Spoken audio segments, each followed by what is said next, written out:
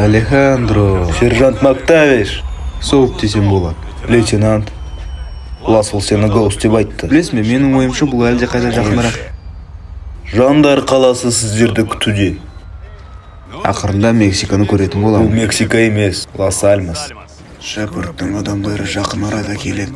Оларға жабдықтар үшін орын қажет. Менің базам, сендердің база. Жақсы, сонымен Гасан қайда? Картельдің базасы осы жерден 10 шақырым жерде. Отыр. Ей, кеттік! Менің орынбасарым сержант Родольфо Пара. Мен елестерден қорқамын. Испанша білесің бе? Жоға. Үйретеміз.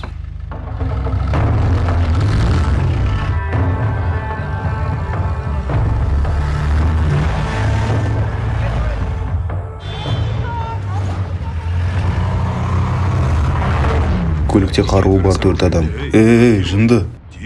Басыл, бәрі жақсы. Көшедегі қарулармен полиция айналыссын. Ал полиция қайда?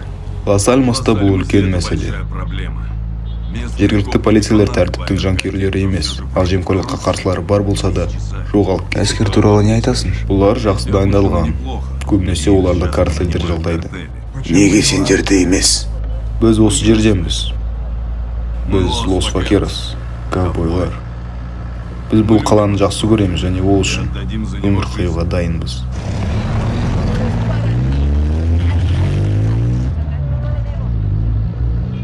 Балалар, топтар, қару ерекше. Картельдің жомарттығы тұрғындарды жеңеді. Тіпті балаларды ма? Әсіресе балаларды.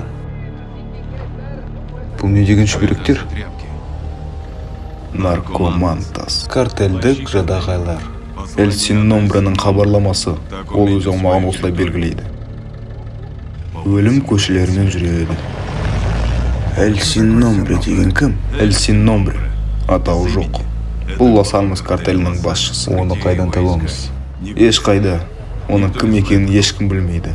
Бірақ ол барлық жерде. Бұл оңай шаруа емес. Бірақ Вакеросқа бұл оңайды. Бұл маскада сен жергілікті адам өтесің, Гоуст. Тыныш отыршы. Тосқауыл. Бұл әскер. Оңға бұрыл, айналып өтеміз. Бұл не үшін? Әскердің бір бөлігі Эль Син Номбреның қалтасында. Айтып тұрмын ғой, ол барлық жерде. Картель Гасанды өзеннің арғы жағындағы ауылда жасырады. Ол әлде сонда деп үміттенемін.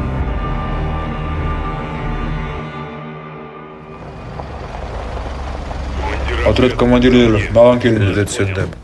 Қаруды ұрысқа, Вакерос. Гасан қайда? Шеттегі ақ түсті 2 қабатты үйде.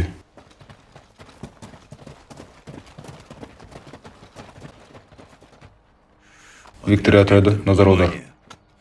3, 2, 1, кеттік!